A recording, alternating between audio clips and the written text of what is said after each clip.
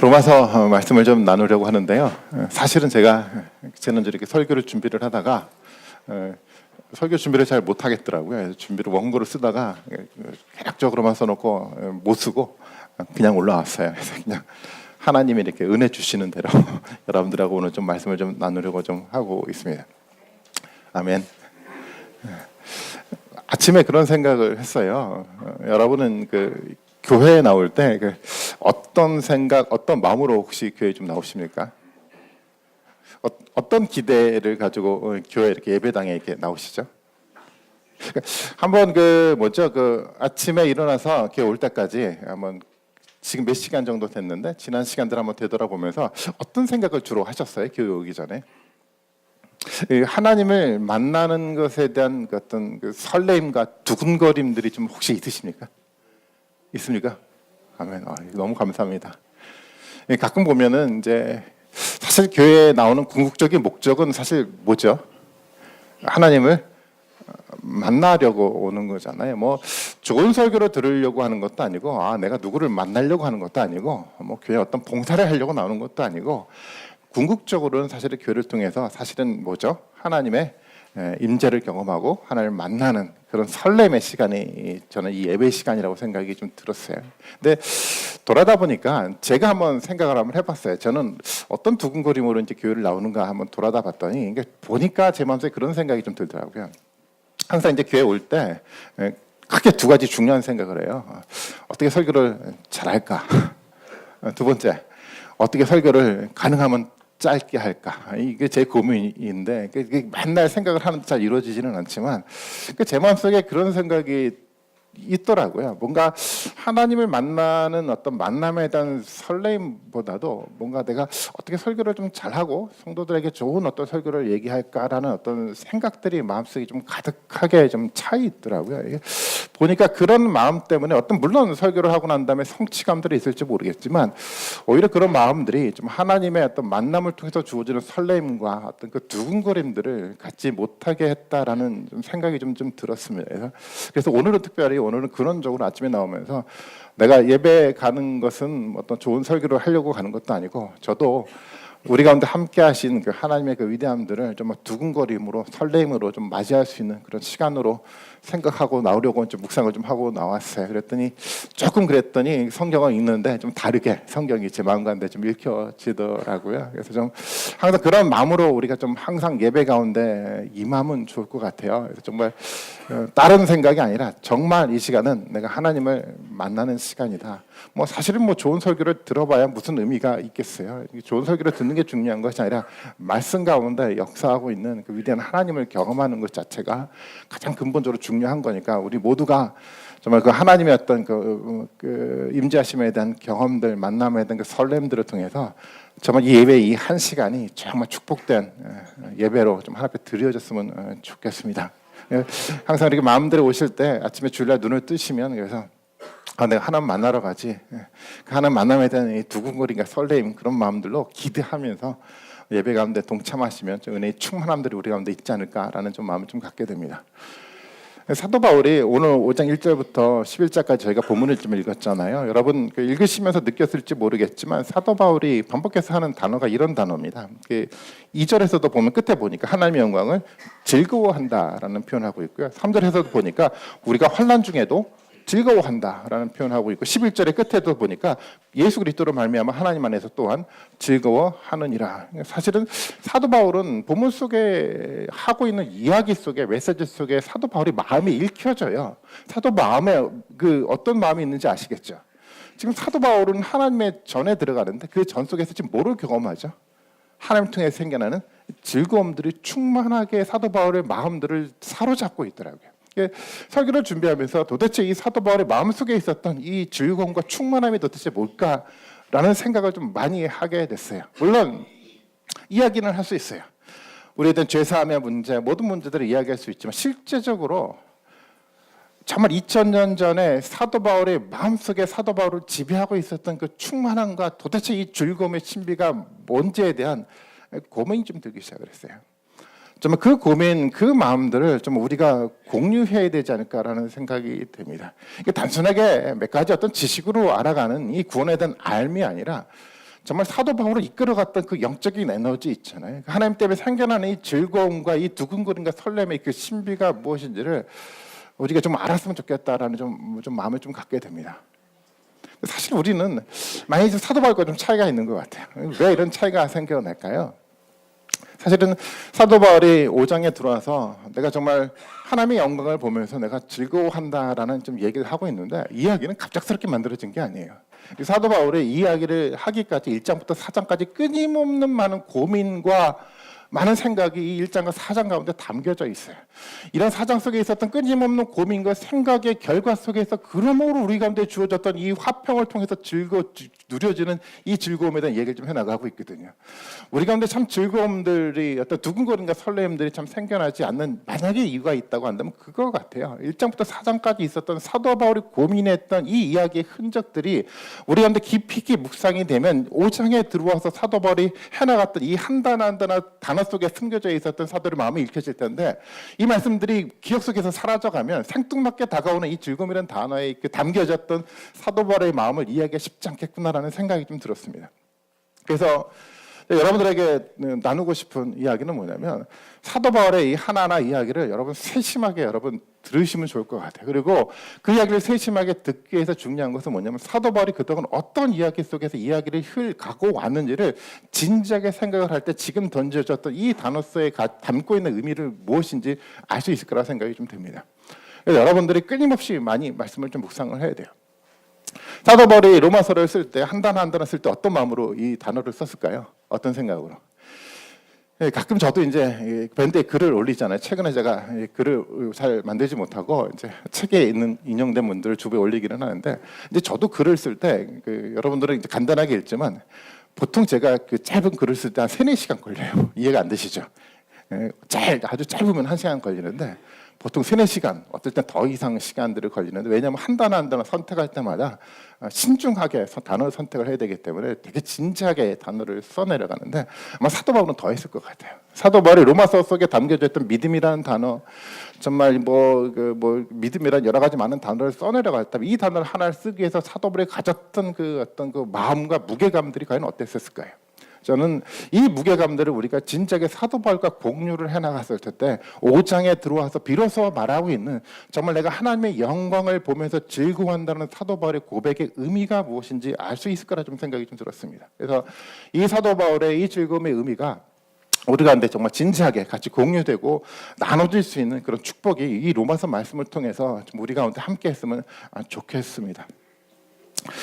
오늘 5장 2절의 말씀을 볼까? 이런 표현을 한번 하고 있습니다. 제가 오늘은 특별히 말씀을 띄우지 않고요, 성경 말씀을 보고 할 텐데, 여러분들도 한번 성경을 펼쳐 보시면서 이야기 좀 나누시면 좋을 것 같아요. 5장 2절의 말씀에 보면 이렇게 표현합니다. 또한 그로 말미암아 우리가 믿음으로써 있는 은혜에 들어감을 얻었다라고 표현을 하고 있어요.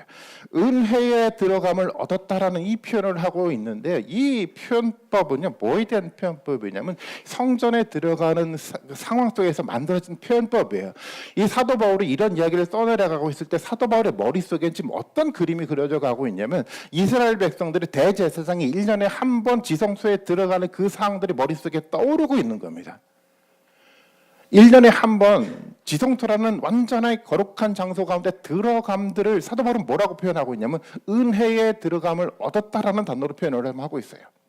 여러분, 이것이 좀 이해가 좀 되십니까? 아마 사도 바울의 머릿속엔 이해가 될 것 같아요. 우리는 그 상황들을 잘 알지 못하는데요, 거룩한 하나님이 거하신 그 장소예요. 지성소란 너무도 거룩한 장소라서 누구도 들어가지 못해요. 누구만 들어갈 수 있습니까? 오직 대제사장만 1년에 한 번 들어갈 수 있는 완전한 거룩한 장소입니다. 그 거룩한 장소 안에 뭐가 있습니까? 잘 아시는 것처럼 법궤가 있고요. 그 법궤 뚜껑을 뭐라고 얘기를 하죠? 너무도 잘 아시잖아요. 시은소. 다른 말로 말해서 속죄소라고 얘기를 합니다. 그 속에서 뭐가 이루어져 갑니까? 하나님의 핏부림을 통해서 죄사함들이 이루어져 가고요. 그래서 그것을 어떤 장소라고 얘기를 하냐면 우리 교회 이름처럼 은혜를 베푸는 장소다라고 표현을 하고 있어요. 사도 바울은 그 장소를 지금 염두에 두면서 이 표현을 해나가고 있는 것 같아요. 지금 우리 속에 있었던 그 여러 가지 많은 이야기가 끝나고 난 다음에 우리가 지금 어디로 들어가게 돼 있냐면 이 거룩한 시온소에 들어오게 됐다라고 얘기를 하면서, 그 속에서 사도 바울은 뭐냐면 하나님의 영광을 보면서 지금 기뻐하고 즐거워하고 있다라고 표현하고 있습니다. 그 시온소는 오늘 우리 가운데 이 예배 공동체라고 저는 생각을 합니다. 이곳 가운데 왔을 때 좀 하나님 우리에게 은혜를 베푸시길 원하시잖아요. 사도 바울이 표현했을 때요, 그 출애굽기 30장의 말씀에 이런 표현을 좀 하고 있습니다. 이 속죄소, 시온소에 대한 표현들을 할 때 속죄소를 만든 이유가 있는데요. 출애굽기 3장 제가 읽어드렸는데 그 제단의 증거궤 속죄소 맞은편에 곧 증거궤 앞에 있는 휘장 밖에 들어와 그 속죄소는 내가 너와 만날 곳이며라고 표현하고 있어요. 이곳에서 지금 어떤 일이 이루어진다는 얘기죠? 하나님이 우리와 만나신대요. 여러분 좀 납득이 좀 되십니까? 정말 거룩한 온 우주의 창조자이신 그 하나님이요, 이곳 가운데 오셔서 우리를 만난다라고 이야기를 하고 있는데 사도 바울은 그것을 믿음으로 받아들이고 있어요. 사도 바울은 지금 이 위대한 일들이 벌어져감들을 눈으로 목도하면서 그 영광 가운데 있는 자신의 모습을 보면서 행복하고 즐거워하면서 지금 고백을 하고 있다는 겁니다. 여러분, 이 하나님의 만남에 대한 그 행복과 즐거움들이 여러분들 가운데 좀 있습니까? 하나님과 만난다라는 것은 어떤 위치냐면 하나님과 어떤 모습을 가져야지 만날 수 있습니까? 우리가 과거의 죄의 상태 속에서는 하나님 만날 수가 없어요. 하나님이 거룩하시기 때문에 우리도 어떻게 돼야 됩니까? 거룩한 모습이 되어야 되지만 우리는 하나님을 만날 수 있어요. 이 거룩함의 모든 모습들을 누가 우리 가운데 이렇게 거룩한 모습을 만들어 주셨습니까? 예수 그리스도를 통해서 우리 가운데 거룩하게 만들어 주시고 그 거룩한 몸을 입고 거룩한 모습으로 지금 거룩한 하나님과 만날 수 있는 1대1의 관계가 형성될 수 있는 놀라운 축복의 길들이 우리 가운데 열렸다라고 사도 바울이 얘기를 하고 있어요. 그리고 그 영광 가운데 가면서 생겨나는 그 즐거움들이 사도 바울이 오늘 본문 속에 있는 고백입니다. 그래서 5장 1절의 말씀에 표현하고 있는 것처럼 이렇게 마지막에 얘기하고 있습니다. 우리 주 예수 그리스도로 말하면 하나님과 이제는 뭐를 누리자고요? 화평을 누리자고요. 우리 가운데 이 길이 이미 열렸어요. 하나님을 만날 수 있는 이 길이 우리 가운데 열렸어요. 정말 두려움으로 거룩한 그 하나님 도대체 만날 수 없을 것 같았는데 예수 그리스도를 통해서 이 길들이 우리 가운데 완전하게 열렸어요. 그래서 우리는 어떻게 할 수 있습니까? 이제는 하나님과 더불어 화평을 누릴 수 있게 되었습니다. 이 길이 열렸기 때문에 저는 우리 모든 분들이 이 길 가운데 들어가셔서 하나님을 만나는 놀라운 축복의 은혜가 경험되었으면 좋겠습니다. 화평을 누린다라는 것은 어떤 이야기일까요? 화평을 누린다라는 것은 우리 가운데 근원적인 뭐가 해결들이 됐죠? 죄 문제가 해결이 됐어요. 죄 문제가 해결이 됐다는 것은 인간이 어떤 몸을 입었다는 겁니까? 이제는 완전하게 새로운 몸을 입게 되었다는 거죠. 좀 더 창세기 1장으로 거슬러 올라간다고 한다면 뭐를 회복했다는 거죠? 인간 가운데 깨졌던 하나님의 형상이 회복됐다라는 거예요. 우리가 화평을 누리자라는 것은 어떤 의미 속에서 화평을 누릴 수 있는 겁니까? 우리 가운데 하나님의 형상들이 이제 새롭게 회복될 수 있는 길이 열렸어요. 하나님의 형상이 우리 가운데 회복될 수 있는 길이 열렸다라는 것은 적어도 어떤 얘기죠? 하나님의 말씀을 통해서 지금 우리가 누구를 만날 수 있게 됐다라는 거죠. 하나님 만날 수 있는 길들이 우리 가운데 열렸다라는 거예요. 보통 사람들은 성경을 읽으면서 하나님을 못 만나는 것 같아요. 그렇지만 우리는 어떤 특권들이 주어졌습니까? 이 성경의 이야기를 단순하게 교훈의 책으로 읽는 것이 아니라 이 말씀을 통해서 우리는 지금 누구를 만날 수 있습니까? 하나님 만날 수 있는 놀라운 길들이 우리 가운데 열려져 갔다는 겁니다. 이것을 누리자라는 거예요. 성경을 읽고 어떤 지식을 깨달아 앉는 것이 아니라 이 말씀 속에 담겨져 있고 이 말씀 속에 임재하고 이 말씀을 통해서 우리와 만나길 원하시는 그 위대한 하나님을 우리가 만난다는 것이 화평을 누리는 개념이에요. 가능해졌어요. 왜 그렇습니까? 예수 그리스도로 더불어 우리의 모든 죄 사함들이 이루어졌고 우리도 거룩함을 입을 수 있었기 때문에 이제는 우리가 동등하게 하나님의 말씀 가운데 하나님을 대면하고 만날 수 있는 위대한 특권들이 우리 가운데 주어졌어요. 과거에는 들어가지 못했지만 이제는 성소 안에 휘장 넘어 들어가서 그 시온소 가운데 하나님을 만날 수 있는 모든 놀라운 특권들이 우리 가운데 주어졌다는 겁니다. 이 화평을 누리자라는 겁니다. 화평을 누리면서 사도 바울은 기뻐했고요. 또 사도 바울은 이런 말을 또 이야기를 해나갑니다. 어떤 이야기를 해나가냐면 3절의 말씀에 보면 이런 표현을 합니다. 다만 이뿐만 아니라 또 어떤 가운데서도 즐거워해야 되죠. 우리가 환난 중에도 즐거워한대요. 사도 바울이 말하는 환난, 이 단어는 피해가고 싶으죠. 믿는 사람들은요 환난을 경험할 수밖에 없어요. 믿는 사람은 지금 뭐를 믿고 살아갑니까? 우리가 생각하는 합리적인 세상을 믿고 살아가는 것이 아니라 바랄 수 없는 중에 바라야 되는 그 너머 속에 있는 하나님의 이야기를 바라는 것이 믿음이에요. 세상 사람들이 추구하는 그 세상이 아니라 도대체 납득도 되지 않고 이해가 되지 않고 도대체 황당한 이야기를 믿으라는 그 삶에 대한 도전 속에서 믿음을 가지는 겁니다. 그렇기 때문에 이 믿음을 가져갈 때 우리 가운데 당연히 뭐가 생겨나죠? 환란이 당연히 생겨날 수밖에 없어요. 여러분, 노아를 여러 번 기억하시죠? 노아는 평생 뭐를 지었습니까? 방주를 지었어요. 아니, 당시에 뭐죠? 홍수가 뭔지도 몰라요. 비가 뭔지도 모르는 그 시대 가운데, 아니, 비가 엄청나게 내려와서 홍수가 내서 이 방주를 짓는다는 이야기를 사람 가운데 얘기를 했을 때 사람들이 노아를 향해서 어떤 이야기를 했을까요? 너 정말 대단하다 그랬을까요? 아니, 미친 거죠. 맞아요. 미친 거예요. 도대체 홍수가 뭔지도 모르는데 말도 되지 않는 그 일들을 통해서 사람들에게 지금 당연히 조롱을 받을 것 같아요. 그뿐만일까요? 이 노아는 그렇게 생각을 했어요. 지금 홍수를 통해서 지금 하나님 뭐를 하십니까? 하나님이 심판하신대요. 아니, 세상 사람들에게 하나님 심판하신다고 얘기를 하면 사람들이 뭐라고 할까요? 당연히 그래서 바랄 수 없는 중에 바라는 참된 믿음을 가진 사람들은 뭐를 받을 수밖에 없습니까? 세상으로부터 조롱을 받고요. 조롱 속에서 생겨나는 환란이 있을 수밖에 없어요. 예수님도 마찬가지였잖아요. 예수님도 진리를 붙들고 살아갔잖아요. 진리를 붙들고 살아가다 보니까 결국 예수님에게 결국 닥치는 게 뭐죠? 환란이 있을 수밖에 없어요. 이것이 우리의 삶에 대한 현실입니다. 우리 이렇게 생각하면 돼요. 여러분, 내가 어떤 믿음 때문에 바랄 수 없는 중에 바라는 무엇인가 믿음이 내가 가지고 있는 것 때문에 내가 만약에 환란이 생겨난다라고 여러분 생각하시면 이렇게 생각하시면 돼요. 우리의 믿음이 지금 바르게 가고 있구나. 근데 만약에 믿음 생활을 하는데 내가 환란이 없어. 이렇게 생각하시면 돼요. 내 믿음이 지금 건강하지 않다라는 증거예요. 사실 우리는 어쩔 수 없어요. 바랄 수 없는 중에 바라는 그 믿음의 도전들을 해나갈 때 우리는 환란이 생겨날 수밖에 없어요. 아브라함도 마찬가지 아니었을까요?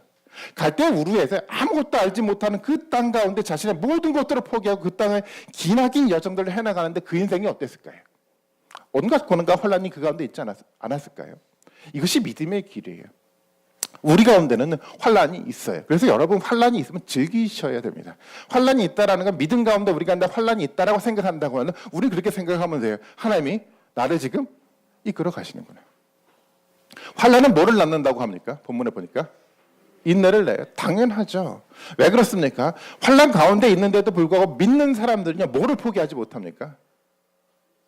바랄 수 없는 이 하나님 이야기를 포기할 수가 없죠. 포기를 하게 되면 인내하지 않아도 돼요. 근데 어떤 환란들이 있다고 해도 우리 가운데 주어졌던 하나님에 대한 이 참된 소망들, 이 하나님의 바랄 수 없는 중에 바랐던 하나님의 이야기를 포기할 수 없기 때문에 우리는 뭐를 해야 될 수밖에 없습니까? 우리 가운데 인내를 할 수밖에 없겠죠. 당연해요. 우리 가운데 환란들이 있으면요, 여러분은 환란 때문에 우리가 가지고 있었던 하나님의 말씀을 포기하는 것이 아니라 끊임없이 인내함으로 그것을 붙들 수 있는 믿음의 힘들이 우리 가운데 있어야 되는 겁니다. 그 인내가 있을 때 우리 가운데 뭐를 만들어냅니까? 본문에 보니까 연단이 생긴대요. 여러분, 연단이라는 단어는요, 다른 번역에 보면 좋은 성격, 인격이라고 번역을 좀 해놨어요. 인내를 하니까 그 인내의 모습을 통해서 우리가 어떤 모습으로 변해갑니까? 우리의 인격이, 우리의 성격이 하나님의 사람으로 변해가기 시작을 했어요. 환란이 있었고요. 환란 가운데서도 불구하고 하나님이 주셨던 소망들을 포기하지 않고 인내하고 살아갔더니 어느 순간인가 보니까 내 삶에 대한 인격과 모습들이 누구를 닮아가기 시작했습니까? 예수 그리스도를 닮아가기 시작을 하더라는 겁니다. 사실은 그래요. 환란이 우리 가운데 있지 않으면요, 우리가 예수 그리스도의 인격을 닮아가주는 기회가 있지 않아요. 당연하죠. 예수 그리스도는 지금 어떤 삶들을 살아갔습니까? 십자가를 통해서 고난의 삶을 살아갔잖아요. 그 예수 그리스도의 인격들을 우리가 본받아 간다는 건 우리도 동일한 환란 가운데 변하지 않고 이 예수 그리스도의 참된 십자가의 소망들을 붙들고 살아가야지 그 인격이 우리의 인격이 돼가겠죠. 인격으로 끝나지 않아요. 인격 속에 뭐가 또 만들어집니까? 궁극적으로 오늘 본문의 말씀에 보니까요, 연단은 뭐를 이루는 줄 알아야 된다고 얘기하죠? 소망을 이루는 줄 안돼요. 이 소망이 그 소망이잖아요. 누가 준 소망입니까? 하나님이 우리에게 주었던 소망이야. 아브라함에게 가나안 땅을 주겠다라고 얘기했던 소망이에요. 무별만큼 많은 자손을 주겠다라고 했던 소망이에요. 궁극적으로 우리가 죽지만 결국 우리가 부활해서 하나님의 나라를 경험하고 살아가겠다는 이 소망의 메시지가 이런 인내의 삶과 인내의 삶들을 통해서 만들어가는 연단을 통해서 우리 가운데 선명하게 보여진다 한다는 겁니다. 여러분, 우리 가운데 예배되고 준비가 돼가고 있는 이 부활에 대한 이 소망이요, 하나님 나라에 대한 소망이 여러분 시간들이 지나가면 지나갈수록 여러분 가운데 선명하게 보여지고 계십니까? 좀 어떻습니까? 내가 옛날에는 선명했는데 지금은 잘 보이지 않아. 혹시 이런 마음 갖고 계십니까? 건강한 신앙은요, 시간들이 지나가면 지나갈수록 뭐가 선명해져 갑니까? 우리 가운데 주어졌던 하나님의 소망의 이야기가 우리 가운데 선명하게 들어오기 시작을 해요. 그래서 우리 그렇게 생각하면 돼요. 시간이 지나가면 지나갈수록 나는 하나님 나라가 분명하게 보여져 가고 있어요. 하나님 나라에 대한 이 소망들이 내가 너무도 강렬하게 내 가운데 만들어져 가고 있어 라고 생각이 된다면 우린 그렇게 결론을 내리면 돼요. 하나님의 나의 믿음을 건강하게 이끌어가고 있구나. 근데 반대로요, 처음에 소망이 있었던 것 같은데 시간이 지나가면서 모르겠어요. 소망이 보이지 않아요. 절망이 눈앞에 너무 많이 보여져 가고 있어요. 냉정하게 우리는 알아야 돼요. 우리 믿음이 죽어가고 있는 증거입니다. 믿음의 사람들은요, 바랄 수 없는 중에 바라고 믿는 믿음을 가지고요, 그 가운데 당연히 환난들은 생겨나게 되어 있고요, 환난 가운데 우리가 인내를 거쳐 연단을 거쳐 이 선명한 소망들을 바랄 수 있는 믿음의 길로 우리를 이끌어가는 것이 건강한 믿음의 길이라는 겁니다. 그래서 우리 모두가 이 건강한 길 속에서 정말 우리 눈앞에 준비가 되고 이루어져 가고 있는 이 선명한 이 소망의 메시지를 볼 수 있는 믿음의 능력이 우리 가운데 모든 사람들 가운데 있었으면 좋겠습니다. 5절의 말씀해 볼까요? 5절의 말씀해 보면 이렇게 표현을 합니다. 소망이 우리를 부끄럽게 하지 않는데요. 사도 바울이 가지고 있던 생각이에요. 이 내가 바랬던 그 소망들은요, 누가 부끄럽게 하지 않습니까? 하나님 부끄럽게 하지 않는데요. 사도 바울은 어떤 확신을 갖고 있었습니까? 내가 바랄 수 없는 중에 어떤 소망을 가지고 있었지만 이거를 누가 확실하게 이루시죠? 하나님이 확실하게 이루시거든요. 사도 바울은 이것을 너무도 확신했어요. 그가 고난 가운데 인생들을 걸어갔을지 모르겠지만 하나님이 하나하나 보여줬던 그 소망의 이야기가 공허하게 사라져가는 것이 아니라 내 삶의 현장 가운데 구체적으로 이루어져 간다는 것을 너무도 삶의 현장 가운데 분명하게 목도했기 때문에 이런 얘기를 하는 거예요. 하나님 우리에게 주어졌던 소망은요, 부끄럽게 하지 않아요. 왜 그렇습니까? 5장 하반부에 보니까 우리에게 주신 성령으로 말미암아 하나님의 사랑이 우리 마음에 부은 바 됐다라고 표현하고 있어요. 우리에게 뭐를 주셨습니까? 하나님이 성령을 주셨어요. 이 소망들이 분명하게 실현돼 갈 수 있도록 우리의 삶들을 이끌어 가신대요. 사도 바울이 그런 인생을 살아가지 않았습니까? 사도 바울은 무모한 도전을 했어요. 어떤 무모한 도전을 했습니까? 이 복음을 들고 예루살렘에 있지 않고 어디를 향해 도전했죠? 로마를 향해 도전했어요. 아니, 세상에 이런 무모한 도전이 어디 있습니까? 한 작은 인물이요, 개개의 한 사람이요, 이 복음을 들고 로마를 향해서 이 세상을 향해서 도전했던 이 무모한 도전만큼 세상에 이 무모한 도전이 세상에 어디 있었을까요? 사도 바울은 알았어요. 이 무모한 도전 속에 하나님이 이 소망을 부끄럽게 하지 않고 이루실 것을 믿었어요. 사도 바울의 이 소망이 이루어졌습니까? 이루어졌습니까? 이루어졌잖아요. 로마를 통해서 만들어졌던 이 복음은요, 세계 복음의 소위 세계 복음화의 길로 만들어가는 굉장히 초석이 되지 않았습니까? 바랄 수 없는 바람들이 사도 바울은 품었지만 이것을 이제 성령이 우리를 부끄럽게 하지 않고 이것을 분명하게 우리를 통해서 이루어져 간다는 것이 사도 바울의 확신이었습니다. 우리가 가지고 있었던 어떤 소망이 있다고 한다면, 우리가 하나님 어떤 메시지를 던져주고 있다고 한다면 하나님은 이것을 부끄럽지 않게 우리를 통해서 이루실 것이라고 여러분 믿으시길 바라겠습니다. 소망은 우리를 부끄럽게 하지 않아요. 분명하게 성령을 통해서 우리 가운데 완전하게 이루실 분명한 소망들을 가지고 살아가는 것이 그리스도입니다. 그래서 그 길들 가운데 살아가기 때문에 그리스도의 삶의 여정 가운데 아무리 환난이 있다고 하더라도 하나님과 더불어 어떤 마음이 생겨날 수 있습니까? 감사한 마음이 생겨날 수밖에 없겠죠. 그 사람들이 경험이 되기 때문에 주일날 예배 올 때마다 어떤 마음으로 예배 가운데 올까요? 그 우리를 만나 주신 그 하나님에 대한 설레임과 두근거림으로 예배의 당 가운데 여러분 찾아오지 않겠습니까? 저는 예수 그리스도를 통해서 만들어졌던 그 위대한 길들이 열렸다라는 이 사도 바울의 선언이 저는 우리의 선언이 되기를 원합니다. 가장 중요한 결론적인 문제가 여기에 남아 있어요.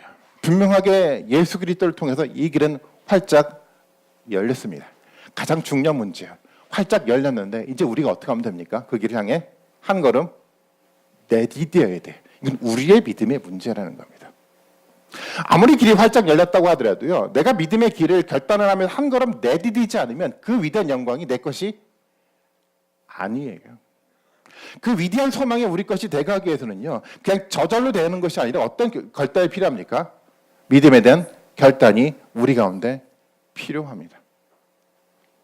사도 바울은 6절에 이런 표현을 하고 있습니다. 우리가 아직 연약할 때 기약대로 그리스도께서 경건하지 않은 자를 위해 죽으셨도다라고 표현을 하고 있어요. 사도 바울의 고백입니다. 예수 그리스도가 죽으셨는데 언제 죽으셨습니까? 예수 그리스도가? 우리가 아직 연약할 때. 이 사도 바울의 이 표현법이 되게 중요한데요. 예수 그리스도는 단순하게 2000년 전 어느 시간에 죽으신 것이 아니고, 이것은 별로 중요하지 않아요. 언제 죽은 것이 중요한 겁니까? 내가 연약할 때 죽으신 예수 그리스도가 중요해요. 역사적으로 객관적으로 2000년 전에 예수님이 이 땅 가운데 살아나셨다가 예수님이 십자가 달려 죽으셨다는 이 객관적 역사적 사실이 중요한 것이 아니고요. 내가 연약할 때 죽으시는 그 예수 그리스도를 만나는 만남이 중요한 겁니다. 여러분, 이 단어의 구분들이 여러분 이게 좀 이해가 좀 되십니까? 2000년에 죽으셨던 예수 그리스도가 중요하지 않아요. 여러분 삶의 각자의 삶 속에서 내가 정말 연약함들을 고백하고 연약함들을 경험하고 정말 그 연약함 때문에 예수 그리스도가 죽으셨다는 삶에 대한 실존적인 고백이 우리 가운데 있어야 되지, 이 믿음이 우리의 믿음이 되더라는 겁니다. 사도 바울이 그러지 않았습니까? 사도 바울이 다메섹에서 누구를 만났습니까? 예수 그리스도를 만났어요. 사도 바울이 어떤 모습으로 예수 그리스도를 만났습니까? 정말 연약함으로 만났어요. 과거에 사도 바울은 어떤 모습으로 과거를 살아갔습니까? 아시는 것처럼 자기는 당당하게 누구를 섬긴다고 생각했죠? 하나님을 섬긴다고 생각했어요. 저는 말씀을 너무도 잘 알았기 때문에 자기는 하나님 위해서 살아간다라고 당당하게 사람들에게 이야기할 수 있는 사람이었어요. 당당했어요. 연약하지 않았어요. 그런 자기는 평생 교회를 섬겨가면서 내가 정말 이걸 하나님을 위해서 섬겨가는 거야라는 너무도 커다란 확신을 가지고 있었던 사람이었는데요. 하나님의 임재를 그가 경험하고 난 다음에 그는 연약해졌어요. 내가 그동안 교회에 대해서 헌신해 왔다라고 그는 생각했을지 모르겠지만 하나님의 임재를 경험하고 난 다음에 연약해졌어요. 내 모든 사람들이 지금 하나님의 섬겨가는 것이 아니라 어떤 모습이었다라는 겁니까? 하나님을 박해하는 삶에 대한 자신의 삶에 대한 모습들을 발견하기 시작했어요. 이게 연약할 때의 사도 바울의 모습이었습니다. 예수 그리스도가 십자가에 죽으는 시기가 중요한 것이 아니라 이 예수 그리스도가 죽으시는 그 순간 가운데 우리가 어떻게 연약함으로 그 예수 그리스도의 십자가 사건을 받아들이냐가 중요한 이야기라는 겁니다.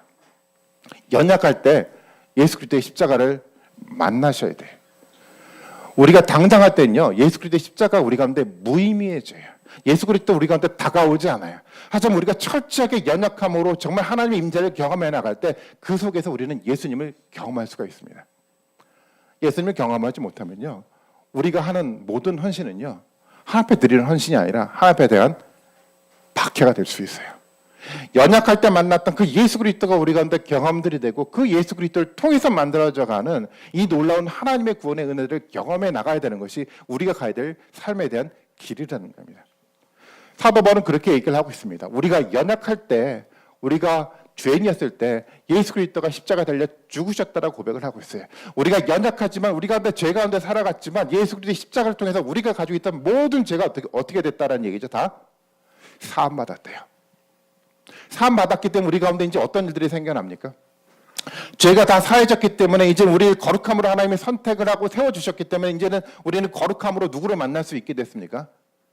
하나님을 만날 수 있게 됐어요. 하나님 만날 수 있게 되니까 우리는 하나님과 더불어 어떤 것을 누리기 시작을 했습니까? 하나님과 더불어 화평을 누리기 시작을 했어요. 말씀에 대한 회복들이 우리 가운데 생겨나기 시작을 했고, 말씀을 통해서 만들어져가는 하나님의 참된 평강과 행복이 우리 삶들이 이끌어가기 시작을 했다라는 겁니다. 그 중요한 한 가지 결론이 남아 있습니다. 오늘 10절의 말씀의 결론적인 이야기인데요. 10절의 말씀을 같이 한번 읽어봅니다. 시작.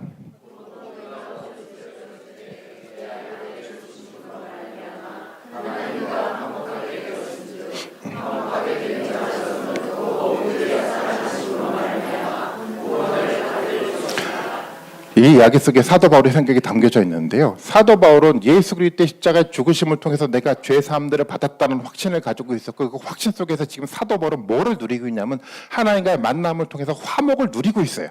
화목을 누리고 있기 때문에 사도 바울은 뭐를 소망할 수 있게 됐습니까? 내가 지금 화목을 누리고 있기 때문에 미래 가운데 예수 그리스도의 재림과 더불어 이루어질 하나님의 구원에 대한 확신을 갖기 시작했어요. 이것이 구원의 확신이라는 겁니다.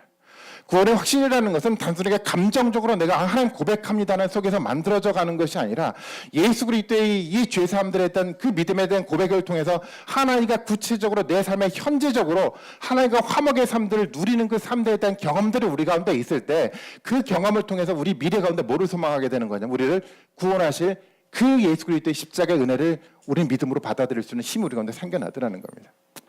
여러분, 하나님 우리를 구원하실 줄 여러분 믿으십니까? 2000년 전에 예수 그리스도가 이 땅 가운데 오셔서 우리의 모든 것들을 다 사해 주셨습니다.